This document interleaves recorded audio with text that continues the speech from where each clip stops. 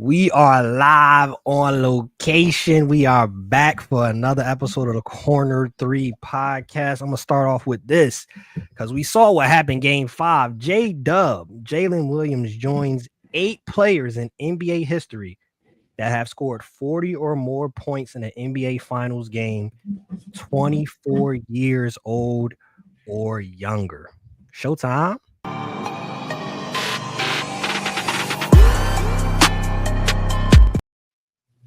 Now, before we get into this, take care of some house rules, some business. Make sure you like, share, subscribe, smash that like button so we can teach the algorithm to continue to put out this great content of the Corner 3 podcast. And as well, while you're doing that, subscribing, the Basketball Intelligence newsletter, make sure you subscribe. Check them out. Aaron, Evan, and a whole bunch of great basketball content on there. Happy belated Father's Day to you, young kings. How are y'all doing? Doing great, man. It's another day to talk hoops with the Corner 3 crew. So I'm excited to be here. I'm also glad that you letting the hair grow back in. You're starting to look like your usual self again. Man, we don't got an imposter on here no more. Yeah, I'm doing good, man. Hope everybody had a good Father's Day. I definitely did. So glad to be here. Most definitely. Before we even get into it, right? So I just mentioned that Jalen Williams joins 8 players in NBA history that have scored 40 or more points in an NBA Finals game, 24 years or younger. How many of those 8 do you think y'all could guess? 24 years and younger? 24 years or younger. 40 points? 40 points. NBA Finals game. Kobe. Kobe did not make this list. Oh, wow. No, I'm just gonna go and say none. so you can read the list. D-Book, Kyrie, Russell Westbrook, Dwayne Wade, Magic Johnson, Rick Barry, Jerry West, and Laker legend George Mikan. Oh, wow. So he joins that list right there. Looking at how we've seen J Dub recently, the 40-point throughout the playoffs. He's been playing well. There was questions about him being the number 2 man, if he was going to be able to do it. SGA has been everything that we expected. He has lived up to billing to the nth degree as an MVP. For y'all, who has had the more impressive playoff run, SGA or J Dub? I would probably say J Dub, just because I know there were a lot of questions coming in to the playoffs. Like, is he going to be able to meet the moment? Because inevitably in these series, your lead guy, your superstar, they're going to have stretches where they can't get it going, or they're in foul trouble, or, heaven forbid, they're out with injury. So you're always waiting to see if your second guy can step up and meet the moment. So the fact that he has met the moment and surpassed the moment these last 2 games, I would say his performances have been more impressive, because I think we all kind of know what to expect with Shea. We expect Shea to do what he does and what he's been doing. But with J Dub, there seemed to be some hesitancy from a lot of people in the basketball landscape, and they were unsure if he could, like I said, meet those moments. And I think he's answered the call, and he's been outstanding. He's been flat out so much that people are positing that he could even win the Finals MVP should they pull it off on Thursday or eventually Sunday. So I feel like that makes the case for J Dub. Jarrett, same question to you. I'm gonna read this to you real quick. SGA joins Kobe, Hakeem, and MJ as the only players in NBA history with 15 or more 30-plus point games in a single postseason.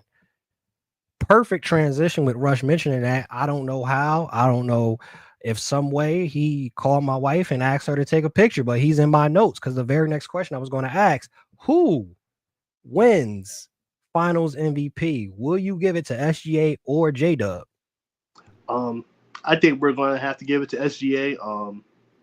Just that you just said.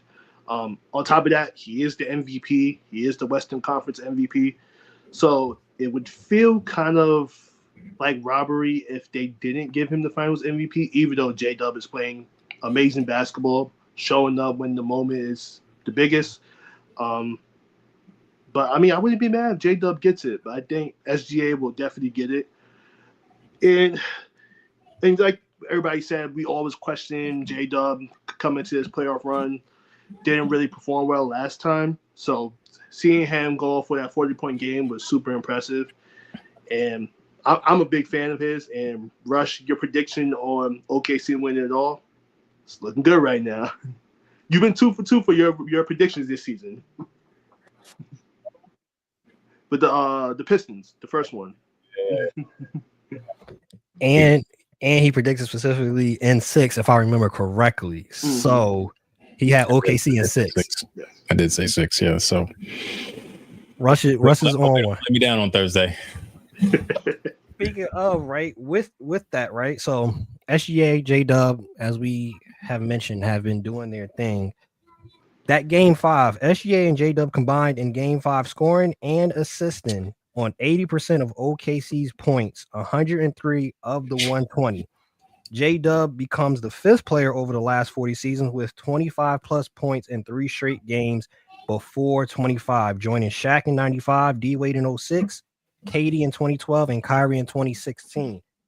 This run that we're seeing between these two, what does that mean for OKC going forward? Having, I think it's safe to say, J Dub has solidified himself as a star. What does that mean for them going forward, having this duo as your core? And of course, we know Chet is going to be improved as well going forward. I think the scariest part is that they've seemingly both arrived, and we don't really know how good Chet's going to be yet, which is like, I mean, it makes you think, it would make you think that their runway is just crazy long. And even if it's not, say Chet, he doesn't work out long term because, the CBA is a real thing. And it's almost punishing teams for drafting well and sort of growing their own talent. If you've got 2 guys and all the draft capital that OKC has, you can just retool around them for years to come. So, I mean, if these 2 are solidified as, top 10, 15, 20, whatever, both, top players in the league, I mean, it may not matter what you put around them as long as they're, serviceable role players. So, and you never know what you're going to get in the draft. And we know how well OKC is drafted as we see with what they have. So, yeah, man, they say scary hours? Could be scary years for the league with OKC. But we see how quickly the league can change too. So nothing's ever guaranteed. But if I were an OKC fan, I feel pretty good about my team's outlook for the next handful of years. Hey, Jarrett, speak to this. Obviously, like we've been waxing poetically, rightfully so, with J Dub, with SGA, even Chet. He only had 9 points the last game, but he was felt. You saw the impact defensively. You saw him rebounding. You saw the potential. Like, yo, if Chet at some point hits that next gear, those 3, it's very scary years, as Rush is saying. But we know, as SGA has said, hey, no man is an island to himself. It takes more than just him and Chet and J Dub. Who do you feel, which I think I know the answer, but who are some of the unsung heroes for OKC in this series that you've seen? Well, definitely Alex Caruso, especially, coming off the championship a few years ago with y'all Lakers. Lakers should never let him go. That's another story. But definitely Caruso. Isaiah Hartenstein, of course, being that presence inside when they need him. And shout out to Lou Dort, man. Lou Dort came in not really much of a thought as a player for OKC. A lot of people probably thought that he was kind of just there, was going to be there long term. But he made a nice role for himself as a 3-and-D guy. Became the starting small forward for this team. Dude is built like an ox, man. Because he is I don't know how he got all that size on him, but he can hold his own with anybody. Him and Caruso can guard basically anybody on the floor. Like, we've seen what they did with Jokic in the playoffs so far, and now they're going at it with Miles Turner and Siakam. So that whole team, they're just amazing all around. And even Aaron Wiggins. Aaron Wiggins saved basketball. So, but everybody on that team is just like a great young piece. And except Caruso. Like Caruso's what, 30, 31? So him being the oldest player on that team is kind of crazy. But they're built. If they're able to keep all of them together, they can make a dynasty if they end up winning it all. On the aspect of, I think it's safe to say we have them winning, even if it turns out to game 7, they'll probably pull it out. Either you guys can answer this. I like to hear your opinion on it. Most people have Jokic as the best player in the world. With OKC winning and SGA more than likely getting Finals MVP, do we feel SGA would take that crown and that title of being the best player in the league, or is it still Nikola Jokic? I think you can argue it. You definitely can make the argument. I mean, he sent, even though most people sort of knew which way the MVP vote was going to go this year, I think there were still a fair number of people out there who heralded Jokic as still the best player in the world, just because statistically his season was, it was incredible. And Shea sent him home. Shea and the Thunder sent him home. But, in the head-to-head matchup, those two were the top 2 contenders for the MVP, and Shea went through him and then went through Ant, who's allegedly the next face of the league. And now he's likely going to win the Finals MVP, and looks like they're going to do the same for the championship, win the championship. So, it's hard to, from an accomplishment standpoint, and obviously a talent standpoint, it's hard to say that he isn't. That dude Jokic is tough, man. I'm not gonna lie to you. He is they're as elite as you can get. So I think you could probably argue it. I'm not gonna have a problem with anybody saying he's the best player in the league, but I think it's those two pretty clearly. Yeah, for me, I think it's still Jokic. I still think that despite, Shea getting MVP, we got to remember Jokic was what, a 3-time MVP now? And averaged a triple-double. He's still the best player in the league to me. But we always push this narrative with, the league, I should say. They always push this narrative that whoever wins Finals MVP is like the undisputed best player in the league. Like when Kawhi won the championship with the Raptors, everybody was saying, oh, he's the best player in the league now. And, kind of premature to really say that, but I understand, rightfully so. You are the best player on the best team and they win the championship. But to me, it's still Jokic.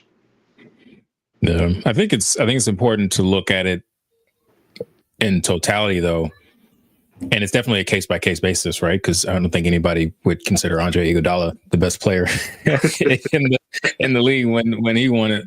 And no, that's no shade. Iggy had a fantastic series. Much love to Iggy. But if you look at the years Shea's had and all of the accomplishments that he's sort of racked up. I hate that we always come up with like superlatives to sort of ease the best player in the game argument, but he's definitely the most accomplished player this season, I would say, if he ends with Finals MVP and a championship.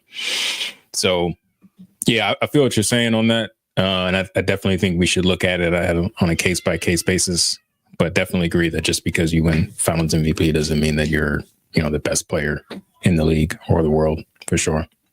Yeah, I think, like you said, you got to look at everything in its totality and look at that. Just can't be, like you said, the Iguodala is a perfect example.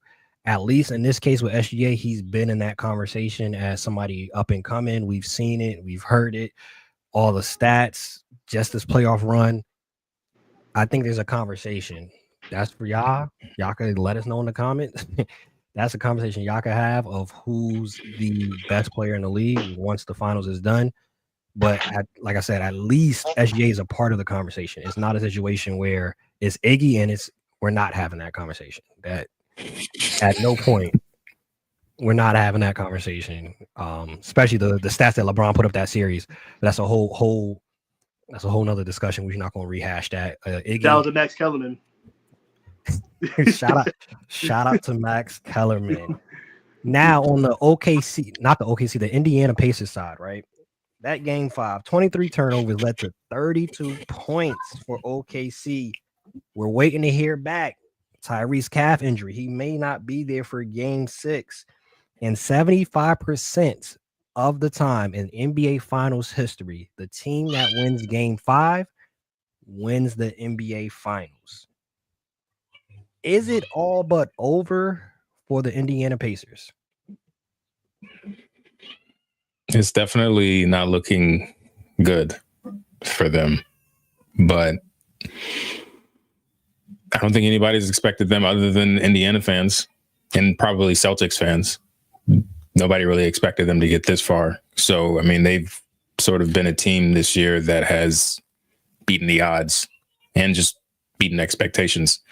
So I don't want to rule them out. Rick Carlisle is a fantastic coach. I know there's a lot of chatter online about like if the Pacers were to win, we need to have a conversation about Rick Carlisle. Like y'all can have a conversation. I've been known, knew whatever kind of Ebonics slang, whatever, however I need to put it for y'all to understand. I've been knowing that Rick Carlisle is an elite coach in this league and has been for a very long time. That championship was not a fluke. Rick is hands down, I think, a top 5 coach in this league and has been for a very long time. So I think he knows how to get a team prepared, a team that's not expected to win, prepared to go out and, fight like hell. The toughest game to win in the playoffs is a closeout game, and they're going to be at home. So, role players are going to play better. Might mean more minutes for TJ, which if he can replicate what he did in the third quarter last game, that might fare well for Indiana. So I think there's still this series, there's still a puncher's chance for Indiana. I'm sure they'd much rather be at home in this situation than on the road. So you get one, and then anything can happen in game 7. And they've shown that they can win in OKC in this series. So I don't want to say it's all but over, but we definitely, I think, are all sort of waiting to see what the verdict is with Halliburton's calf. Jarrett, I know you watched the game with game 5. We saw at different points he was limping around at different points. Tyrese was nowhere near aggressive. Tyrese would literally pass and kind of just like stand in the corner. Do you think, especially when they got it down to 2 and whatnot, at some point should Rick Carlisle have played TJ some more minutes, being that Tyrese was hobbled, in your opinion? I mean, TJ had it rolling, but you still gotta go with your stars. Still gotta go with your best player. And we've seen with Tyrese how he's struggled in the first halves, then he's just exploded for these crazy second halves and led his team for a crazy comeback. So there's probably expecting that, but that calf injury really took a toll on him. But I mean, honestly, I expected Tyrese to have a big second half coming off the first half of not even scoring the ball. So, I mean, you could probably run some lineups with him and TJ together. Because I didn't see like Nembhard really had a good game. So they probably could have ran no more with them together. But, you got to roll with your stars no matter what. It's the finals. Got to roll with the punches. See what happens. With Tyrese having that game, and, like we mentioned, TJ had a really, really, really big third quarter. He got paid last year for what he did in the playoffs. I think Indiana is happy they paid him last year because after this run again, TJ definitely would have deserved another raise, most definitely. When y'all watch Tyrese Halliburton, though, when he has these games where it's like first half he's non-apparent, second half he goes off, he seems, obviously, which is safe to say, a very old school style of point guard in regards of he's looking to facilitate first and then be aggressive scoring outside of that. When you watch Tyrese, who does his game remind you of watching Tyrese Halliburton when you look at point guards? I know this was actually, I think we talked about this in our group chat, or y'all talked about it, and I kind of looked at it because I honestly I don't know that I have a comp. I don't know that I see anybody in him. I did see something on Thread. Someone, I think, had replied to Jarrett and said Chauncey Billups, which is interesting and probably not a place most people would go in terms of play style comps. But I can actually sort of see that a little bit. But but not fully. Like I could see some like elements of Chauncey and how Tyrese plays. But yeah, I don't really know, which is tough for me because normally I can call a comp, but for some reason with Tyrese, I just can't seem to do it. I'll piggyback on what you said because I was thinking to myself the other day, like this Pacers team reminds me of that Detroit Pistons team that Rick Carlisle coached, minus Rasheed Wallace because he wasn't the coach when Sheed was there. But it reminds me of that team, like you got Tyrese Halliburton, who's kind of like the point guard who can essentially score, pass like Billups can. You got the interior presence of Ben Wallace, Miles Turner, and they all play together as a unit. And it's by committee at times where one player can go off, another player can go off. But as far as Tyrese's comparison as a point guard, I don't know. Like we talked about probably Steve Nash or like Jason Kidd, but like it's hard because like Kidd couldn't shoot like Tyrese. And Kidd was a better defender, a rebounder. And then Nash, on the other hand, as great as Nash was, I do think Halliburton it's more of a better scorer than Nash. Not a better shooter, but a better scorer all around. So it's hard to like see like a real comparison for him. Like honestly, I don't like the Chauncey Billups comparison because I don't think Chauncey's a great player, but I just don't think he's the passer like Halliburton is. Yeah, I think it's a weird type of situation. You can't really put your finger on it because his game is so unique and it's a different pathway. I could see some ways in the Chauncey Billups, even in the career pathology. Chauncey started off his career. There was question marks if he was going to last in the league, got to the right team, and completely flourished. Tyrese got to the right team, right system, right coach that believed him, completely flourished. So I could see that on that aspect, especially, was drafted by the Kings, got traded, and that's always, as we've seen in at least the last decade, 20 years. Once you leave the Kings, it typically does wonders for you. You do better. Shout out to the Kings and the Hornets for some reason. When people get traded from the Hornets, all of a sudden they get Isaiah Thomas exponentially better. Isaiah Thomas went to Boston. Oh my gosh, we didn't see he could average 28. It's just something about that Kings organization. Charlotte got some question marks too, but that's again another episode. And speaking of trades, though, somebody did get traded. Like Shams talked about it. There's gonna be a crazy off season. Here at the corner 3, we're gonna be busy. You got the WNBA going on, and then we're getting trades. The Pacers even made a trade, and they're in the finals. So this is the type of all season we're going to get. Desmond Bane was traded to the Orlando Magic for KCP, Cole Anthony, this year's number 16 overall pick, 2026 first rounder, which originally belonged to the Suns, unprotected first round picks in 2028, 2030, and 2029 pick swap, lightly protected. I want to start on the Magic side before we even talk about the Grizz. For the Magic, what's the ceiling with Bane, and do y'all think they gave up a little bit too much for Desmond? I think on paper,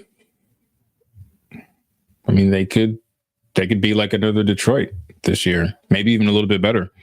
Considering this squad, the nucleus of it has already been to the playoffs now for a couple of years straight.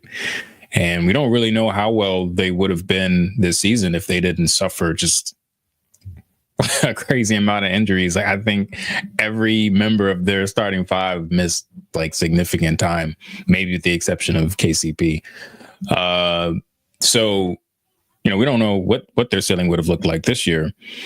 So I think another year of hopefully health. Franz and Paolo were better. Suggs, hopefully he can come back and continue on the trajectory that he showed to be on. And then you add in Bane, who, I mean, we've seen it. He can shoot over 40, what is it? 48% from the field. Right around 40 for 3-point percentage. I mean, he's just a competitor. We always joke about the wingspan and stuff, but Desmond Bane can hoop. And I think the one thing that this Orlando team lacked a lot of last year was just shooting in big moments, right? Shooting when Paolo gets double teamed and you got to swing it to the other side of the floor. Desmond Bane can slide right in and provide that. So I don't know that it really matters who you put at the 5. I know they've got some options there, but that starting 5 can be one of the better ones in the East. And with Tatum out and nobody really knows what Boston's going to do in terms of what assets they offload, these could be very interesting.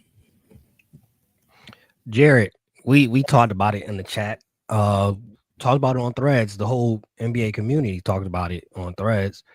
Do you feel they gave up a little bit too much for Desmond Bane? A lot of those first round picks. You talking about 4 first round picks, the pick swap for Desmond Bane? Yeah, 4 first round picks and a pick swap. It might be a little bit a lot, but I mean, Bane is nice. He only averaged. He still had a good year last year, 19, 6, and 5. But he's like a 24-point scorer 2 seasons ago, 22 last year. Really good player. And, I think a lot of people are underrating Desmond Bane because people don't watch the Grizzlies when Ja Morant is out. But Bane was holding it down for them, him and Jaren Jackson Jr. as much. My criticism for Jaren Jackson Jr. But they held it down these last 2 years when Ja was out. So I feel like Bane is the perfect third option for this team, as well as scoring. He can run the offense for a bit. He's a good passer. He's a really good defender. So I feel like it's a good move for Orlando. Probably should have kept one of those first round picks, especially since Bane is not an all-star yet. But I mean, we just gotta see how it happens. KCP, like you just said, KCP choked, and Cole Anthony. He's been up and down most of his career. So that combined production is not going to, total up to what Desmond Bane brings to the table. So overall, I think it's a good move. Like I don't put too much stock into future first round picks, honestly. Yeah, and one thing Windhorst called out was that because KCP was not as good, I was going to say, I gotta be politically correct on here. Since he didn't play that well last season, and he just signed his extension or signed a contract, they said that the additional picks was sort of the price they had to pay to get out of the KCP contract, which is looked at relatively negatively around the league. So that's probably why the pick amount was as high as it was. And maybe they could have tried to negotiate or go look for another deal. But I think looking at the core of this team, how young they are, how much more room they have to get better, as most people would project. I think they can feel pretty good about giving up the picks that they did. I reacted negatively toward it, but then once I actually learned more about it and thought about it, I realized it. It's I'm not gonna lose no sleep over it, and I wouldn't if I was an Orlando fan either.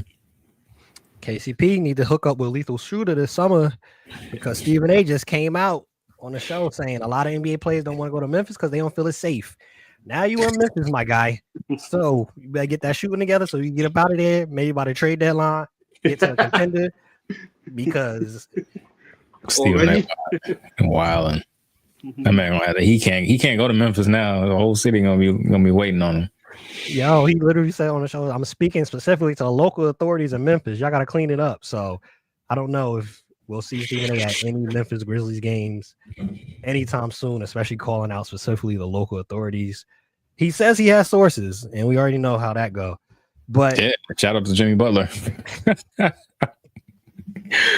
It's just dropped Jimmy Butler randomly. I was like, damn. On the Memphis side, what do you think this means for the Grizzlies? They already came out. Front office said we're not trading Ja. We're not trading Triple J. But you traded probably, honestly, their most consistent piece over the last couple of years with JJJ being out, with Ja Morant being out. what do you think is next for Memphis, and what route do you feel they're going? And they already came out said too they felt comfortable trading Bane because they have Jalen Wells to come in.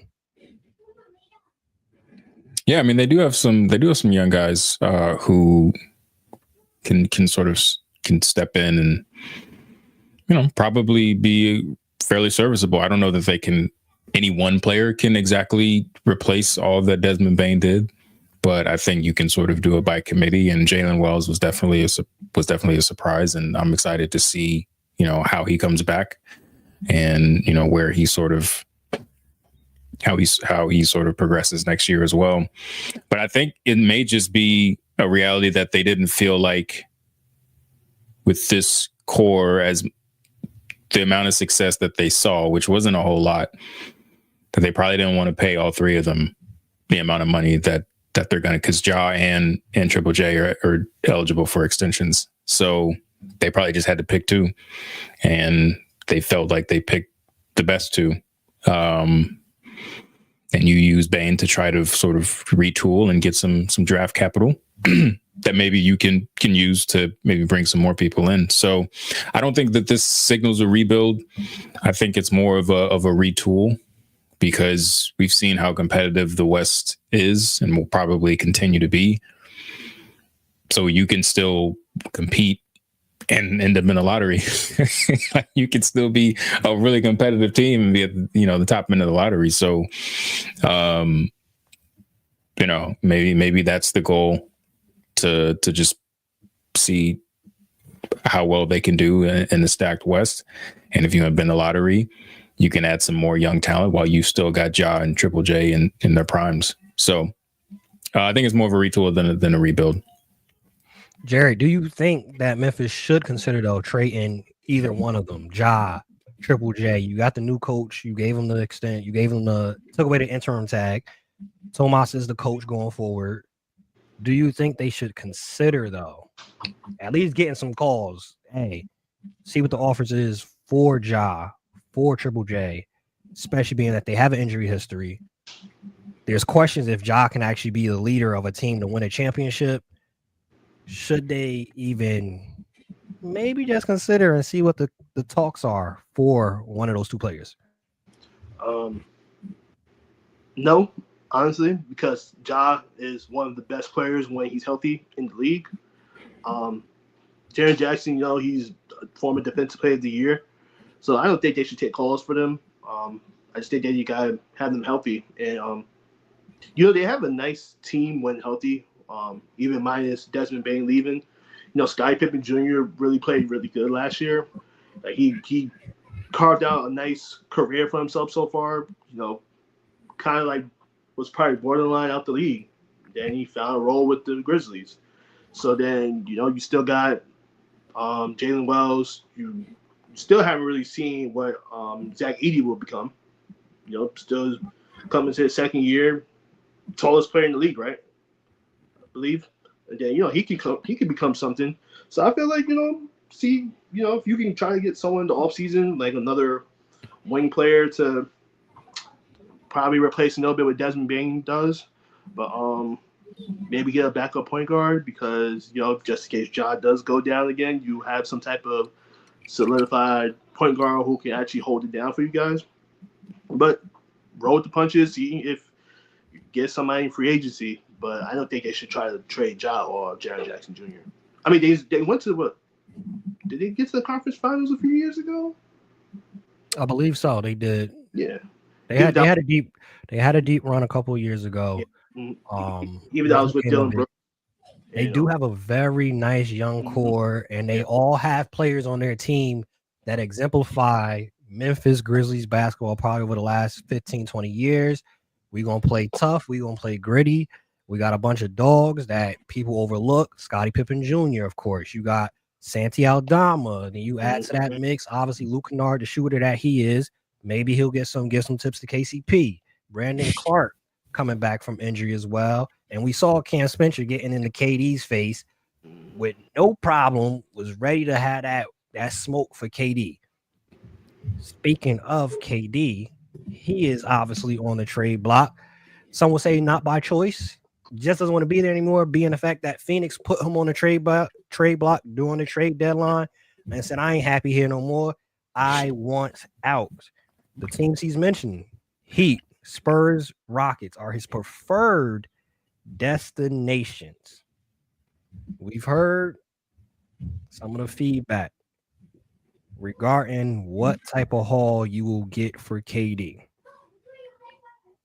In your minds, any of these three teams that he wants to go to, or any team that's interested, do you think if they add KD, are any teams a KD away from being championship contenders?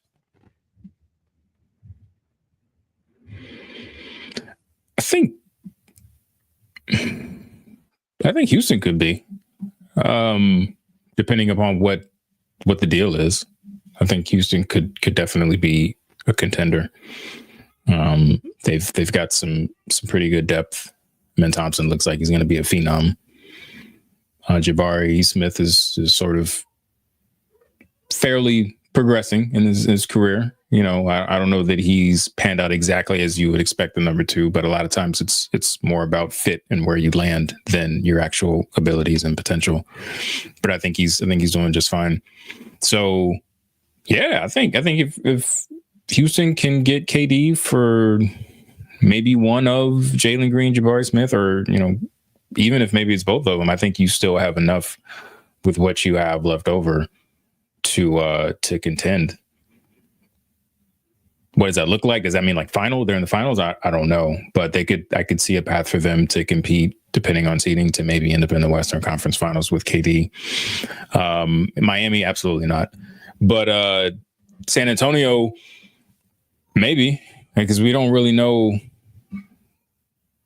I mean, we just don't know. I mean, I think everybody expects Wemby to just be this crazy, like all-time great, just unstoppable force on both, especially defensively, but offensively as well, as he matures.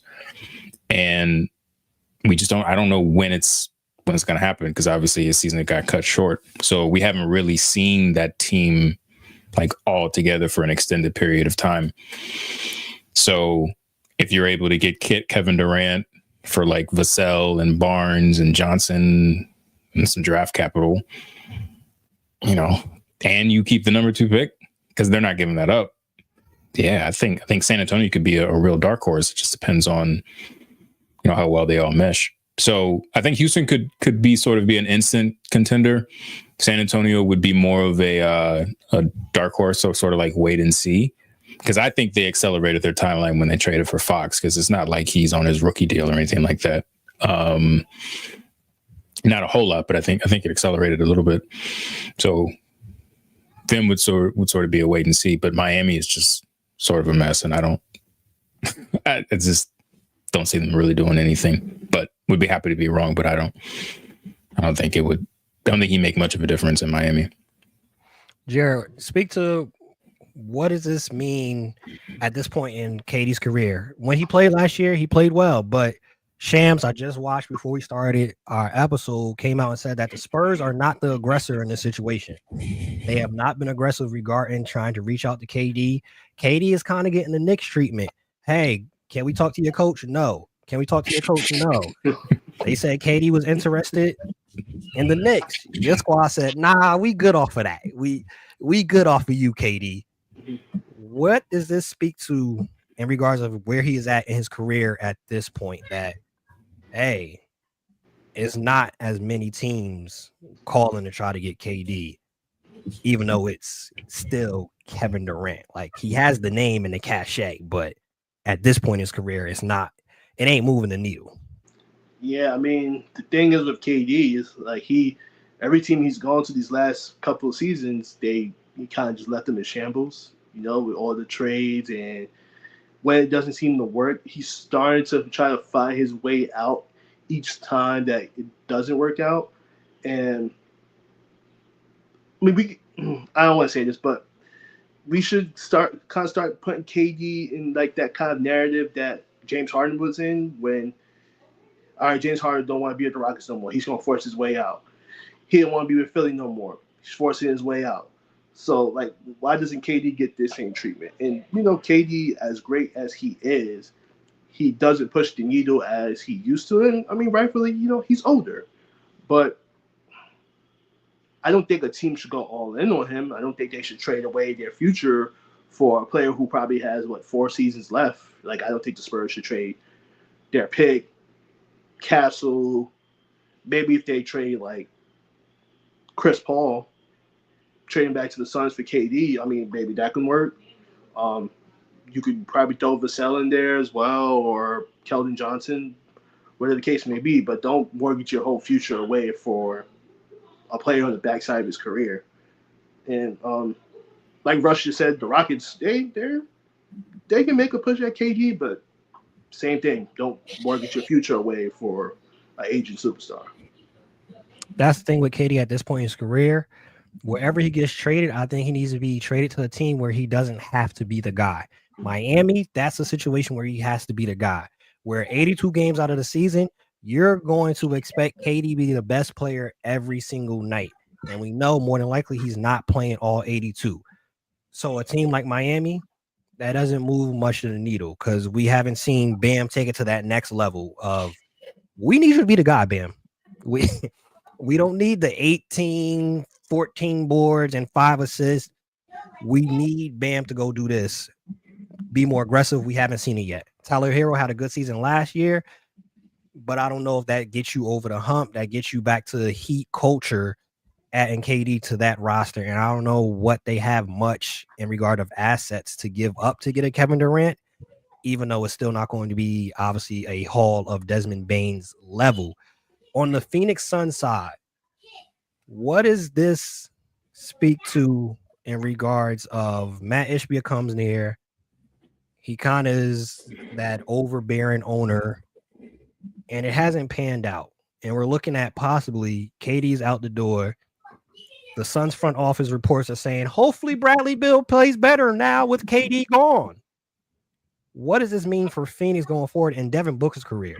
Because we saw before Chris Paul came, they had the finals run. He was doing the double teams and dropping 70 in losses. What does this mean going forward for the Phoenix Suns and Devin Booker's career? I think in Ishbia's mind, they're going to be able to flip KD and still compete to the level that they expected this current group to compete at. I think I even saw a report, and you can never tell what is true at this time of year and what isn't, unless, a couple of people report it. But I saw something that even said the Suns are wondering if Bradley Beal can perform at like Kevin Durant's level of production if Kevin Durant's not there. And I'm like, wow, y'all are throwing up some serious prayers. But I think in their mind, considering the sort of package that they know that they want to get for KD, they'll be able to get some pieces that they severely lacked last year, and then maybe have Beal somehow regain his, form from 3-4 years ago, and they'll be competing. I don't know that that's what's going to happen. I think that they'll sort of probably find themselves in the play-in situation, either on the outside looking in or sort of in the thick of it. And I think you might get to a place where after he signs his extension that he's eligible to make like $75 million in a season, which is wild. Shouts to him. Envy him very much. But just thinking of one season, 70, I mean, it's just crazy how much the game has grown from a financial standpoint. Devin Booker may ask out, who knows? Or Phoenix, just where they are in cap wise, their only way out may be to see what they can get for Devin Booker. So I don't see them competing for a championship anytime soon. And the end of this, the way they sort of begin to turn things around, it very well could end with having to move Booker, because eventually he's probably going to be their only true asset. Now, KD's former teammate, Russell Westbrook, has opted out of his player option. There's talks of European teams offer him 3 years, $150 million. which we know that's a stretch of that amount, but they're offering some of the biggest contracts. There's talks that not many NBA teams want to be with him. Maybe he just goes back to Denver. He just wants a different contract. Where do y'all see as possible fit for Russell Westbrook, or are we kind of looking at the end regarding Russ' career? I'll let Jarrett take that one first. You know what would be a good team for him? Sacramento. I think Sacramento would be a nice fit. I mean, if they ever to flip either, if they could do a sign and trade in Denver, and they could flip for DeMar or Zach LaVine, I feel like that could be a good move for both of them. Honestly, I can't even think of another team that would really benefit from Russ being there. I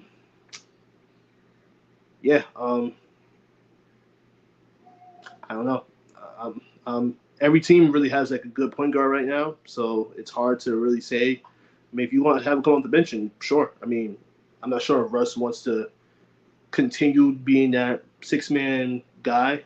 That's the only thing. I mean, he's shown that he's able to do it, but how much longer does he want to do it as an NBA player? Like a lot of players, they don't want to go out the way of being like the reserve.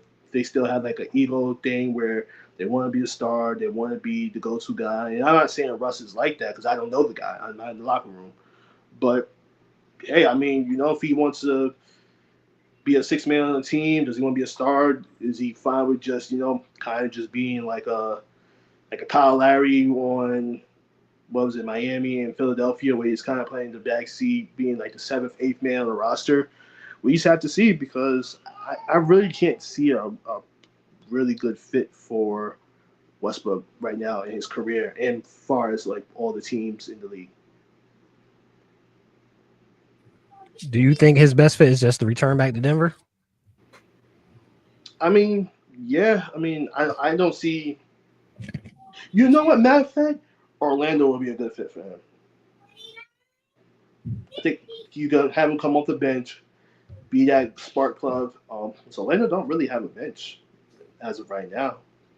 I mean, Cole Anthony was kind of like that guy off the bench sporadically. They never really had a solidified 6-man on that team, so I guess Russ can go there and kind of be that guy. I think they should avoid adding more players who can't shoot. True. Good point. Yeah. They also got Anthony Black, though, who's supposed to be their backup one or combo or whatever. I saw something that said maybe Dallas should look at it, at bringing him in, because you're not gonna have Kyrie for at least through the rest of this calendar year. Maybe I don't know that he's gonna land anywhere where he's gonna be a starting, like the starting point guard. So you're obviously looking at bench roles. So you're gonna look at need probably and fit. Where does he fit? I don't know. It's probably a short list, but there are teams that need a backup point guard. They just have to decide if they want to deal with all that comes with Russ. And I don't mean that as like he's a distraction, but he's an aging superstar. And as you said, Jarrett, they don't always transition the best from being the guy to not even being like an important role player to just being a role player. Like not many guys who were 1A guys made the transition to just another guy with the clearly defined role on the team. It's hard. So I don't know. You start looking at teams that just need a solid backup point guard.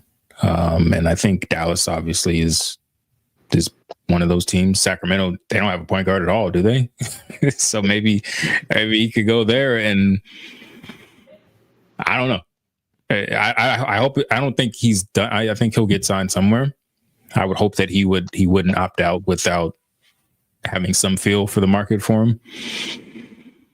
So, but I don't know that he could go back to Denver because the stuff was weird with like Malone picking him over was a Pickett, I think, and Adelman not necessarily having the same amount of faith and confidence in him that Malone did. So I don't know that Denver would really be an option for him. So I don't know, but I don't think it's the end, but I have no idea where he'll end up. So for the Kings, by the way, who they have at that point guard position, Markelle Fultz, Devin Carter, and they have, what's his name? Malik Monk was playing some point guard last year. I forgot they signed Markelle. Forgot about that. I don't know. I'd be intrigued to see. And like you guys mentioned, it's all the aspect of will Russ actually, because we hear it at the end of every season. During the season, oh my gosh, Russ, he's embracing coming off the bench and he's the best teammate ever. And he loves doing what he needs to do to help win. And then the season ends. And then it's like, hey, he had a problem coming off the bench. Hey, Mike Malone wanted to start him, play him over the young player. I'll tell you what, man. That hit piece, who was it? Ramona that dropped that hit piece on him after they went down. And that was some nasty work. I understand, journalism, hey, this story is whatever. Like, you got to run it. But, man, that was some nasty work. So that's the thing with Russ. And part of the reason why he's in this position of not transitioning well from being that guy, as Russ mentioned, he never developed the jump shot. That's something that Russ got to look in the mirror. Point blank period. And a lot of the stars, superstars, and NBA players in general. We talk about 100 women versus accountability. Let's talk about 100 NBA players versus accountability, because a lot of these jokers do not look in the mirror and have those honest conversations of, hey, I couldn't shoot my whole career. Hey, I never played defense and I was an undersized big and I wanted to get 30 minutes a game. Yeah, the accountability isn't often there. Shout out to Richard Avery on IG. He sent us a message based off of what we said the last episode we had about the Timberwolves needing a point guard. He said Rob Dillingham is the future answer at point guard for the T-Wolves. Do y'all agree that, hey, Jarrett mentioned like they need to get a point guard? He said the point guard that they need is already on the team. Jarrett, what say you about Rob Dillingham possibly taking that role over for point guard with Minnesota? Again, shout out to Richard Avery. Right now, I don't look at Rob as a starting point guard, especially for this team. I feel like they need a point guard who knows their role and knows how to run the offense, but also knows how to go get a bucket, but can also defend. So, I think I see Rob as like a backup, like a six man who can come off the bench, give you some points in spurts. I think the guy that they can try to go get is probably like Lonzo Ball. Barring he stays healthy.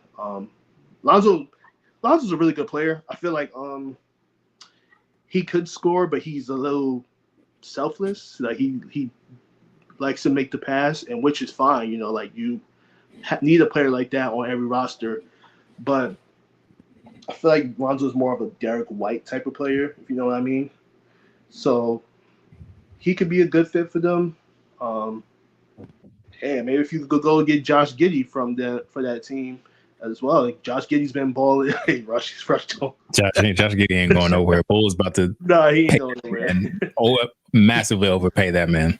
So, but like Rob, I feel like he's more of like a Malik Monk type of player. Come off the bench, give you spurts of 15 points when he gets good amount of minutes, but right now, I can't see him as a long-term fit for that point guard position. Yeah, I think Rob is going to be more of that scoring type. I could see a Lou Will archetype type of career. I can see six-man Jordan Clarkson. He, as we saw in spurts when he did get to play, the man is a bucket. Scoring is not an issue for him. It's just like with this team specifically, they don't really per se need that.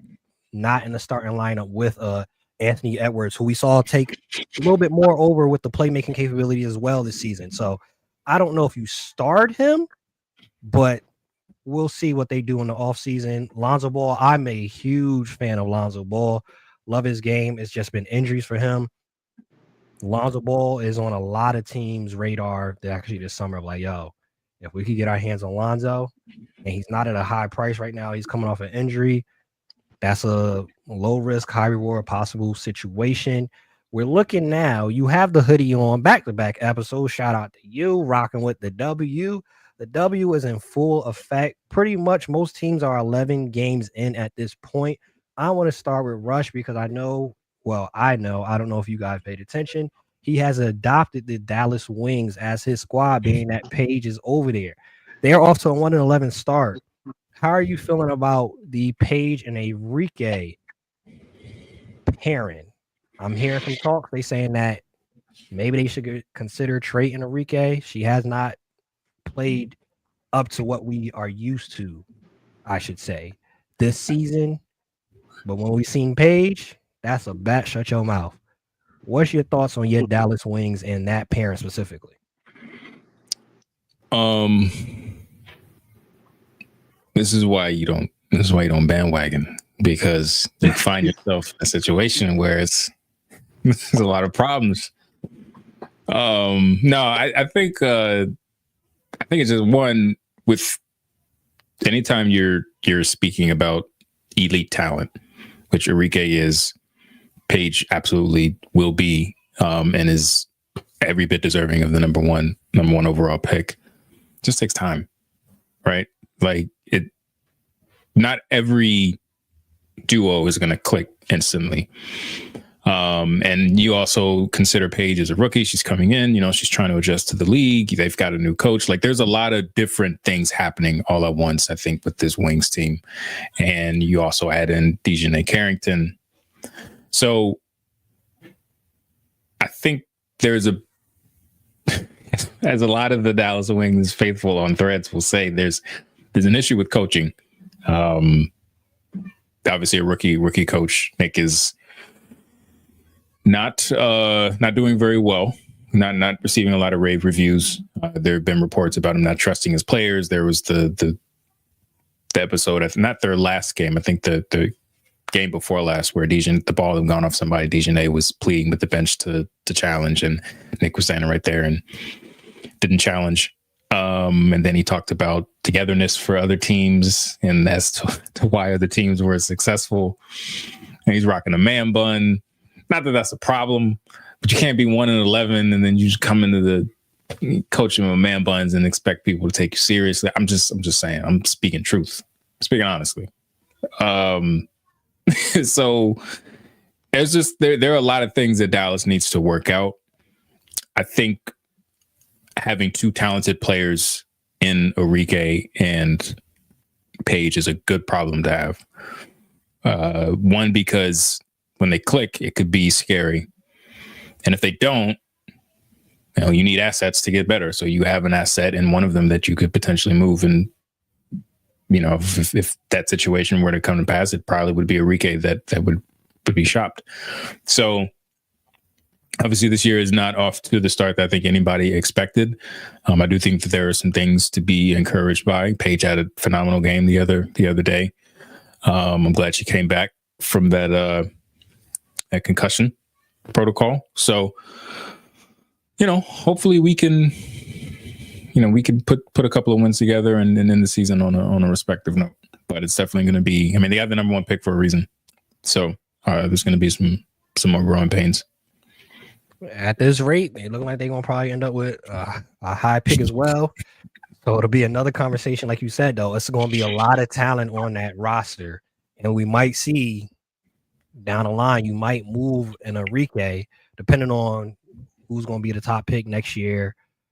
You might have to consider moving her, because I know it's been a question of her efficiency over the last couple of years, but specifically this season, she hasn't been the most efficient scorer. On the flip side, staying with some of the bottom of the league teams, Jerry, if you could speak to the Chicago Sky, 3-7, we see them in the news often for one reason or another. Sometimes it's not even basketball related. With the Chicago Sky, 3-7, the Kinetic Sun, 2-8, Out of those teams right there, even mixing the Los Angeles Sparks at 4-8, out of those three right there, do you think any of those teams could possibly turn it around and end up in the conversation, maybe sneaking into the playoffs or just turning their season around in general? Because they're right now they're only a game and a half back from that 8th seed spot. Yeah, I think the one team that we would think that can make the run for the playoffs is the Sparks. Cameron Brink still is not back yet. Their defensive anchor only played didn't play half the season last year. Rakia Jackson coming off struggling a bit, but trying to pick it up. And of course, Kelsey Plum, who's a dog, championship pedigree. And then you got what's her name? What's the girl's name from last year? Erica Hambry. Erica Hambry, yep. Mm-hmm. So she's really good. Coming off from the Aces to here, showing that she can be a leader for a team. So I feel like they can put some games together and make a push. Chicago, I don't know what's going on with Chicago right now. It's been a whole bunch of talk like, oh, they're not using Angel correctly and they need a point guard because, Vandersloot just went down for the season. Connecticut, they're probably going to be in the lottery. But I feel like the two teams are going to be Chicago and LA who are going to compete for that spot. Definitely LA. Whenever Cameron Brink comes back, I definitely think they're going to make that push. On the Chicago Sky front, do you think Haley Van Lith can give a spark and step up and help them throughout the rest of the season? Being that, like you said, Slew is out. Now Haley is forced to actually get some more playing time when she wasn't really getting when Slew was there. Yeah, I think that – I'm a big fan of her. I feel like her not getting minutes earlier in the season was kind of like a slap in the face. You have a young team. You have a young guard who can go get a bucket. And, Vando, she's a vet. She's pretty much a legend in this game at this point. But, she's on the backside of her career. You can't be playing her 30 minutes and expect her to be super productive, and that's probably why she got hurt. Maybe you never know. She's coming off a championship last year, played a lot of minutes, and then you want to throw her in as a starter, primary ball handler. Probably not a good idea.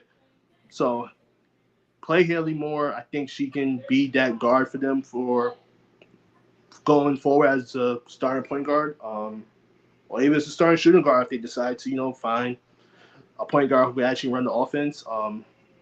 They still got Ariel Atkins there, who's a good vet, can score the ball as well. I feel like Chicago got some pieces. They just need to figure it out, honestly. Angel had a triple-double, so she's starting to play a bit better. Still got to work on, scoring the ball more, but she'll get there. I feel like they need to really utilize, what's her name, Cardoso, because I feel like they're not really using her. It's, a lot of times she has mismatches. She's calling for the ball and they're not throwing it to her. Like, half of the time, she's the tallest player on the court, so utilize her. And she's really skilled, so why not try to use her more? I think it's the same situation that Dallas Wings are facing. You have a new coach. That's a big part of it. New coach trying to figure out a system. You have two bigs figuring out how we're going to do it. You have injuries. So I think that's the other aspect with Tyler Marsh being there. Coming from the Aces, maybe he's trying to, fill in too much of what he is used to from seeing with the Aces with this Sky team, and they don't really have that personnel to do so. Rush, outside of the Lynx and the Liberty, who have been off to a hot, blazing start, they just recently lost their first game for both teams. They started off 9-1, 9-0. Out of those two teams, what I think is safe to say are those are the teams to beat, and those are the teams to keep your eyes on. Who do you think are the contenders outside of those two teams?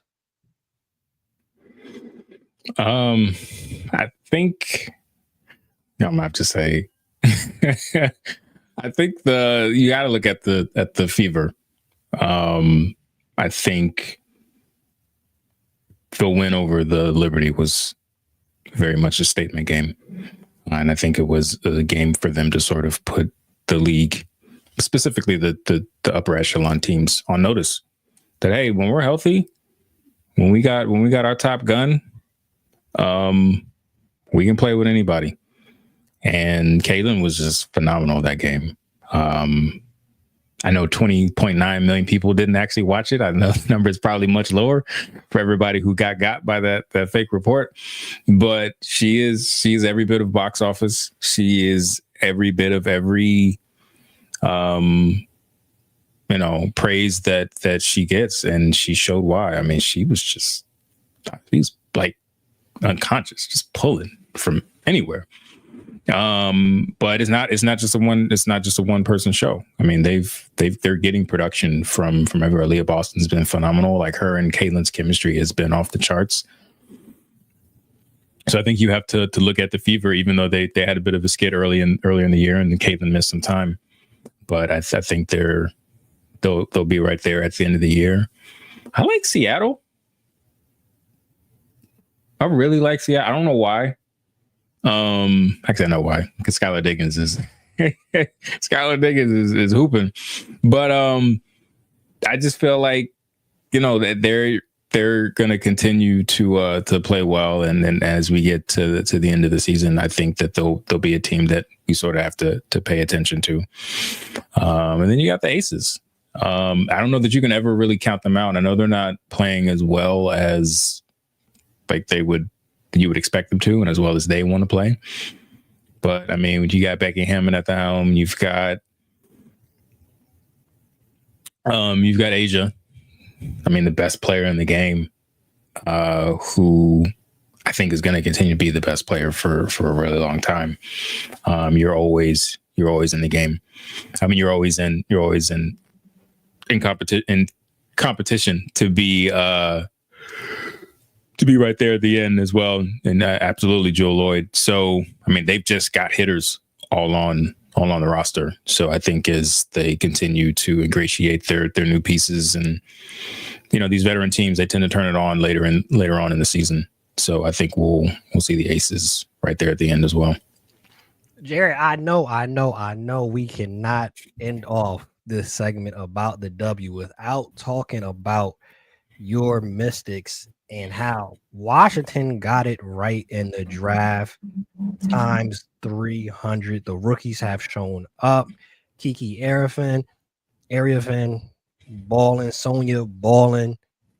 Speak to the Washington Mystics and how their season has gone so far. Granted, it's not like they're obviously, a top 3 seed, but they're 4-7, but you are getting really good production out of your rookies. And of course, one of the top scorers in the league, you are getting from Brittany Sykes, who is playing well as well. Yeah, Washington nailed it with these draft picks. Sonya and Kiki both are hooping right now. I'm actually writing an article right now about Sonya Citron playing like a seasoned vet and not looking like a rookie. Both of them are looking really good, honestly. And Sykes, she's taking that leadership role as a mentor, as the go-to player on that team. She's been clutch this season. She's been hooping. She'll probably become an all-star this season for the first time. She's broke a few career milestones this season so far as well. So I'm really impressed with how they're playing. They're playing a lot better than they did last year. And they're missing 1-year rookies with Georgia Moore. So she still has to come back next season. So we have to see how good she will become. But overall, I feel like they're playing really good. I do feel like they need to make a decision on their big rotations. Shakira Austin's been called off the bench for most of the season. I feel like eventually she will be starting again over Stephanie Dawson, unless it's Aaliyah Edwards.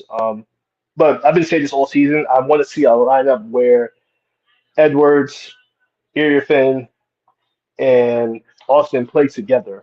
So that's really what I'm waiting for. Dawson's a kind of, she's been solid. She's been a good vet for this team, but I feel like with this roster, she's kind of slowing them down. Granted, she's older. She's more of a pick and pop big. She doesn't really run the floor well as much as these younger players on the team. So Honestly, overall, I've been really impressed. I've been really impressed with Sidney Johnson as a coach as well. I mean, it's his first head coaching job, so a lot of people probably didn't know what to expect, but he's really playing. He's really having this team play well together. Well, like we promised, we're gonna keep y'all updated with the W throughout the season. We're gonna end off the show with some NBA trivia. Fellas, the first, funny you mentioned them, Rush, throughout the episode. The first Charlotte Hornets player to play in the All-Star game was A. Larry Johnson, B. Alonzo Mourning, C. Kemba Walker, D. Lonzo Ball.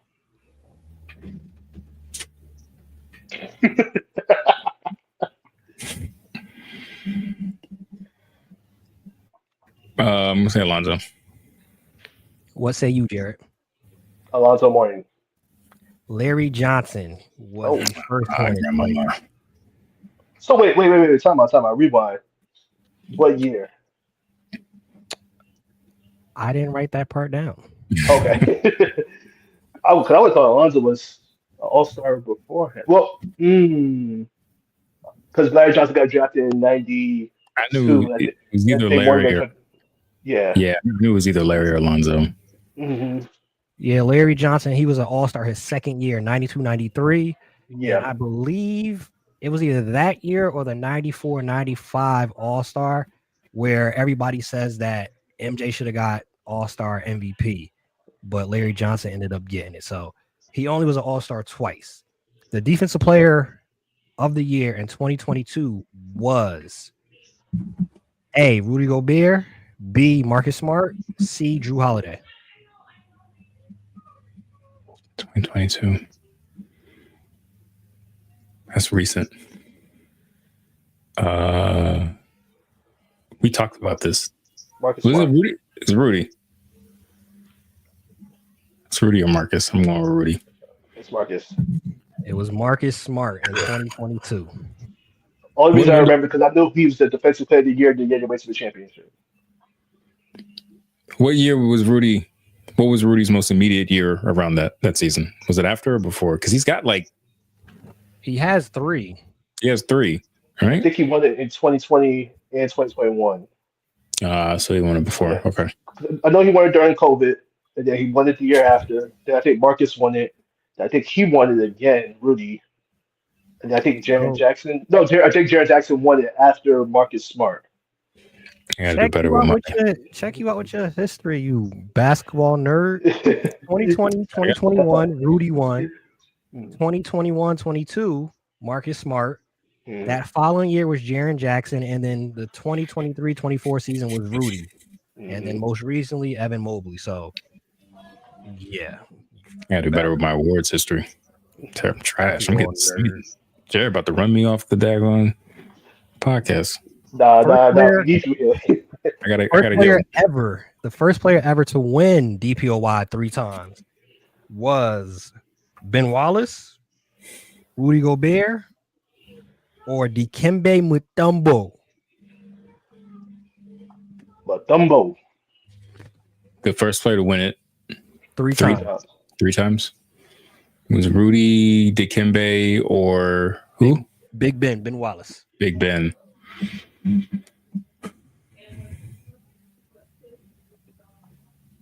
gonna go with Jarrett. I'm gonna say Dikembe. Dikembe was the guy. That's why I let him answer first. I got him on the board. I made it respectable. Last couple ones before we end off this show. Kappa Facts has been in the news recently. He came out on his show. Bron has no bag. Kappa Facts. Yeah.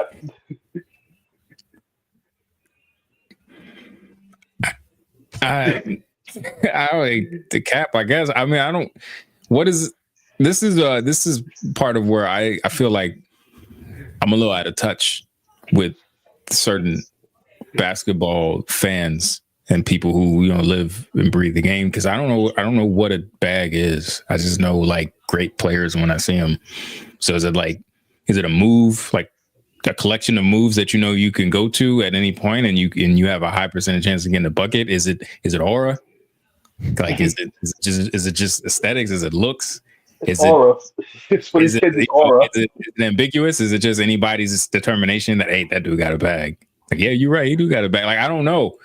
I just need somebody to break it down for me. Like, we needed someone to define what a superstar is. I need someone to define what a bag. And maybe I'm telling on myself. Maybe I'm not a hooper. I don't know. If so, I'll live with it. But I just don't. The whole bag conversation is just annoying to me because no one's ever really defined what a bag is. It's such a fluctuating conversation, depending on who you talk to, how it's defined. Some say, I've been reading the comments of the conversation because Bron actually brought it up on his pod. It's been conversations in the comments. Yeah, that joke ain't got no bag, but he's the all-time scoring leader. Flip on the other side, some say he has a bag. It all depends how you view it. Typically, from what I've heard, the generic mass definition of is Dylan. It's a little bit of aura, but it's the aesthetic. How many do you have moves? Kyrie, for example, is one that is considered to have a deep bag. Sure. To your question of making it, that's the part where a lot of people, they don't care if they make it or not.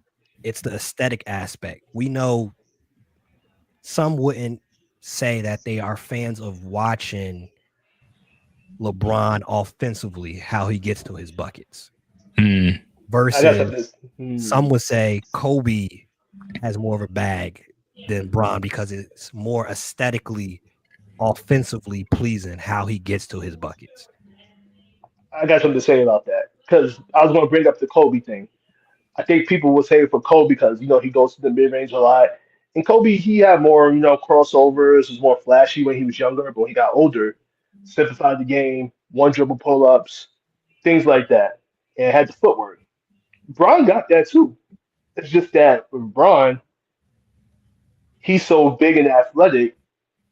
I think people think, all right, LeBron, he's gonna just go past you, he's gonna dunk on you, he's gonna bully you in the post, and they don't consider that a bag. They consider bags like, handle, being able to pull up off the mid range, off the dribble, things like that. Like, it has to look appealing. But Bron, you do it. He just don't need to. That's the thing. And Bron does have a go-to move, the look at the ball and shoot. Like, he got it. Like, he can do it. It's just that's not what he needs to do. Like, Bron's naturally a passer. He gets his buckets efficiently without using too much dribbles. I mean, he scored 50,000 points in his career. You have to have some type of go-to moves and bad. You can't just get 50,000 off one simple move. He has a bag. I think the other thing too,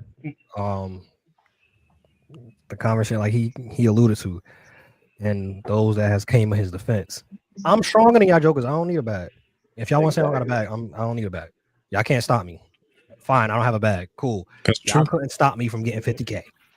I don't care. Fine, I didn't have a bag. I wasn't as skilled as Kobe and Kyrie, but y'all Negroes could not stop me. Point blank. Period.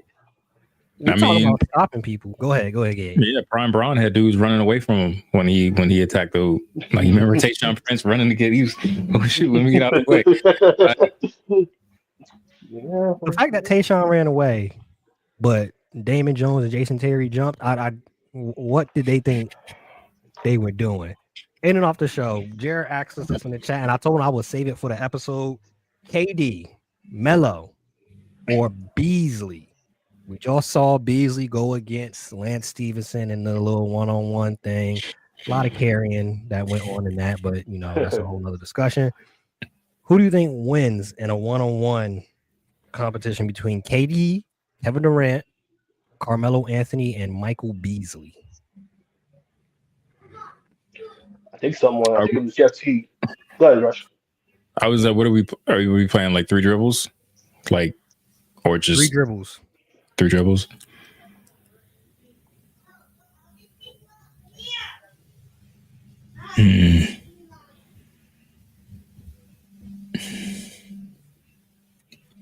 I'm gonna go Melo.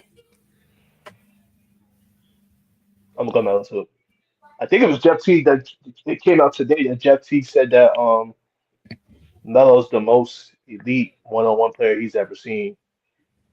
I think that was Jeff T. That's right.